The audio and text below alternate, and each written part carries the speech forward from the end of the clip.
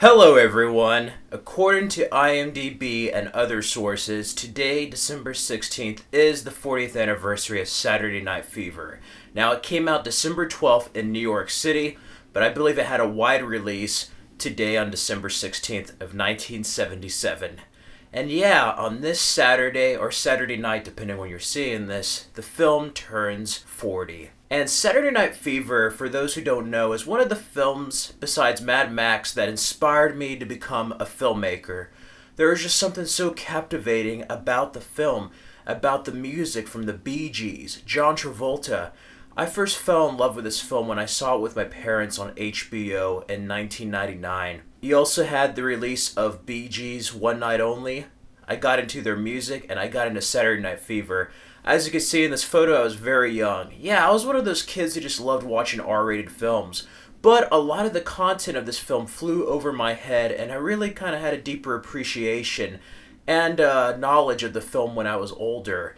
There's just more you can catch the older you get, and this film is really, really deep. On the surface, it's about disco, it's the 70s, Tony Manero being this hotshot disco king. But really, deep down, it's a dark tale about someone who is not happy with their life. And there's something really deep about that and something to be said, I feel. The 70s, of course, there was a lot of dark films. You had Vietnam, Civil Rights Movement, Watergate. The 70s were a dark time. There's a lot of anti-heroes. You had films like Taxi Driver, French Connection, Death Wish. You had that light of hope towards the end of the decade with Star Wars or Superman the movie. But in 1977, you had another dark film called Saturday Night Fever. And it was based on a newspaper article, I think Tribal Rights of the Saturday Night. And they adapted that into a screenplay. John Travolta was very young. He had a two-picture deal with Robert Stigwood for this and Grease. And John Badham directed this. John Badham would later on do Stakeout, Another Stakeout, War Games, and Short Circuit. He's a very great and underrated director. And this film was just so captivating to me. And yeah, I was just one of those crazy 8-year-olds that loved R-rated films. I also listened to the soundtrack on vinyl. My sister says I had the record of it, and I'm like, what's a record? So I had the soundtrack. I listened to it. My brother got me the CD later, and I was just in love with this film. At the video store, I would also rent the PG version of the film. And I think that's why a lot of the content comes as a surprise to many individuals. There was a PG and R-rated version so everyone could catch the fever. The R-rated version is released, and there's some director's cut footage. I really like the stuff added in with Tony Manero by the bridge, extended night fever sequence, and some of the stuff towards the end. Overall, whether you watch the director's cut or theatrical, it is a great film. And there's been many TV versions, a PG version and an original, but the original is such a fantastic movie. Who could forget Staying Alive? That opening says everything you need to know about this movie. Sets up Tony Manero's character, one of the greatest openings of all time.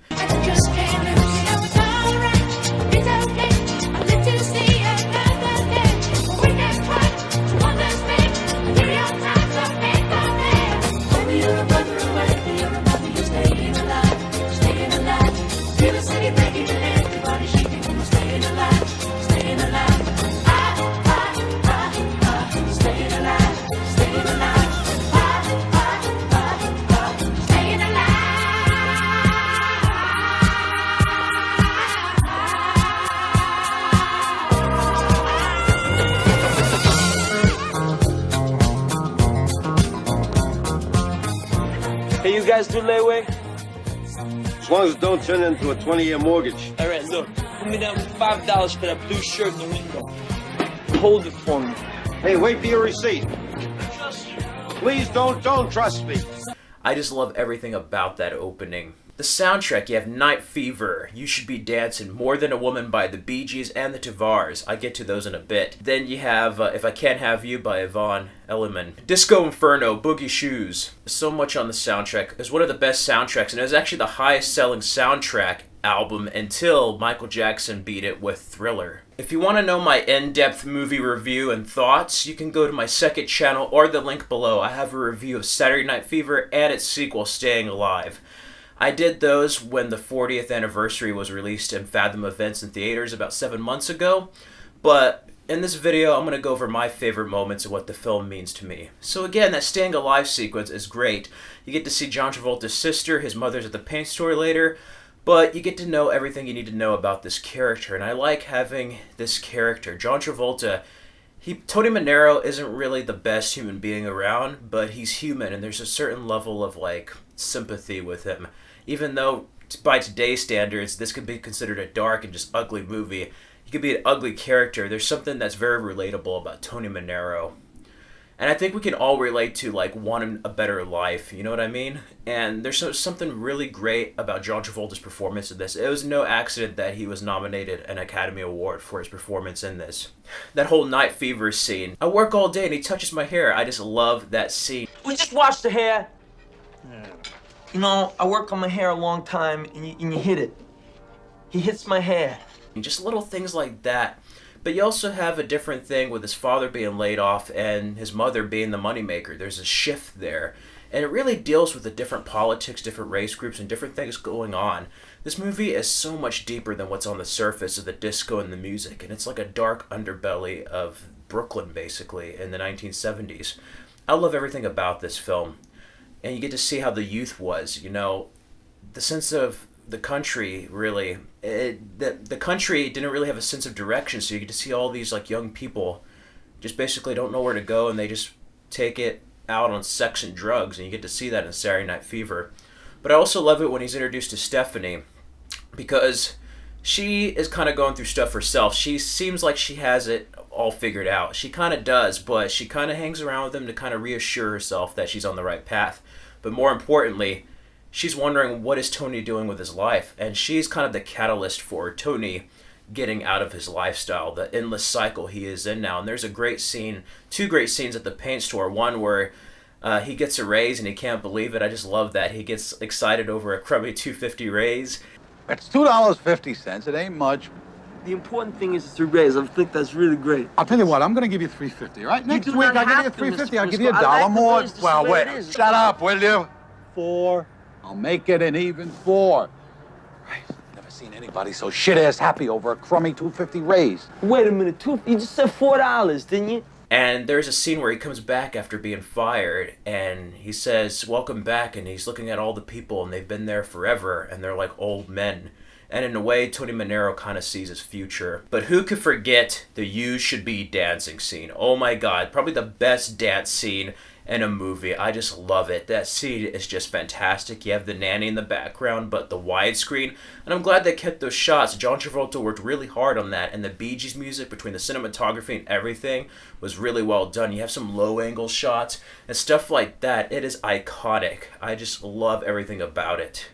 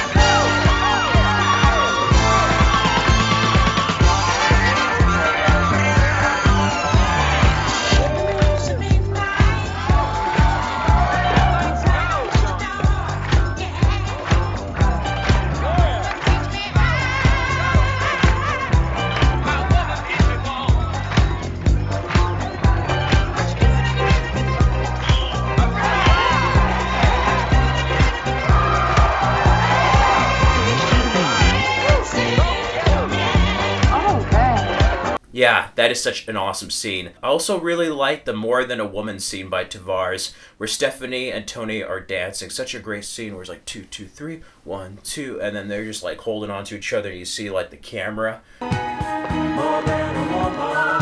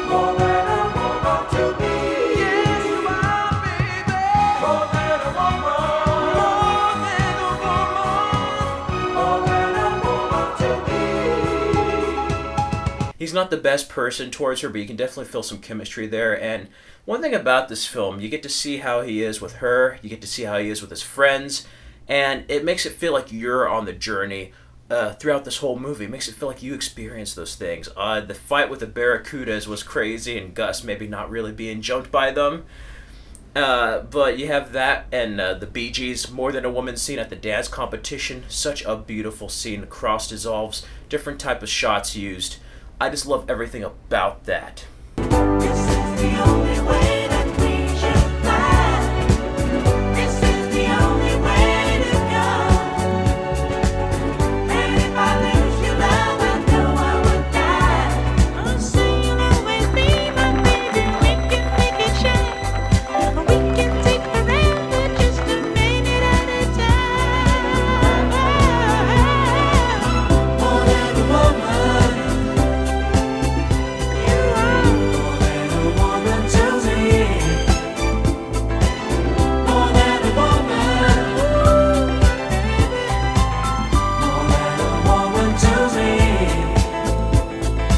The bridge scene, both the first time and the second time, is just so tragic with his friend dying. What's a way of killing yourself without killing yourself, you know?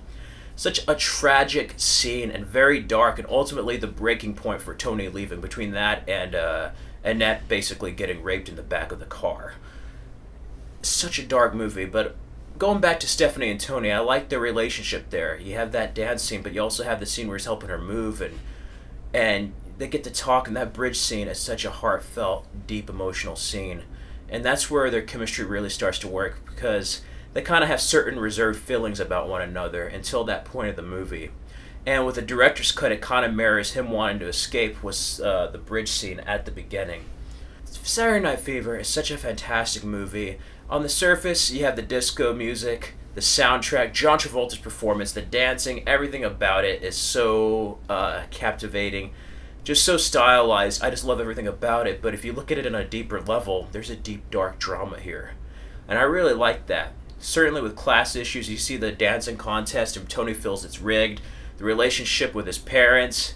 How, oh yeah, not forgetting his brother not wanting to be a priest anymore. That was kind of deep. The drug use, the climate, and just the different politics. You really get to see it as a dark film, and I love it. This film would not get made today. And it's no accident, but you know what? I'm glad it was made in the 70s because not many films are willing to get this real anymore. And this is a very, very, very dark film. Behind all the stylized neon lights and the disco culture, this is an extremely gritty and dark film, much like many other films in the 1970s. But I just love Tony Manero's character here. And that ending, I forgot, How Deep Is Your Love by the Bee Gees, another great song. There's so many great moments in Saturday Night Fever, and like dancing would forever be changed, not only in the disco culture, but like in movies after Saturday Night Fever. John Travolta gives one of the best performances of his career still to this date, and it's no wonder that the film still holds up strong 40 years later. Even though it might be a bit rough for some people now, this film is an American movie classic. And I just wish John Badham directed the sequel. Staying Alive wasn't all that good. It wasn't all that bad. It was just kind of like a meh film. If it was more of a true sequel to Saturday Night Fever, I would like it, but I did like how he progressed his life, the relationship with his mother, and it ended on Staying Alive. So, with that being said, despite one mediocre sequel, just abysmal sequel really, John Badham's original Saturday Night Fever is still a staple in American film culture and American films, especially in the 1970s. And it's no accident that Saturday Night Fever has held on so long. I just love everything about this movie, and without this movie, I probably would not be a filmmaker myself or a cinephile, and I just love everything about Saturday Night Fever. Whether it be the Bee Gees, or the film, John Travolta, whatever. If you haven't seen Saturday Night Fever, I highly recommend catching the fever, and if you want to, check out a sequel, but I would just check out the original. And if you have seen Saturday Night Fever, let me know in the comments below, what did you think of the film? Have you seen it? And yeah, I can't believe it's a 40-year-old movie. I wasn't around when it came out, but I grew to appreciate and love the film, and it's one of my favorite films of all time. Saturday Night Fever is just one of a kind. And yeah, here's to 40 more years of it being an American movie classic. I think I'm going to go watch the movies and maybe listen to some Bee Gees.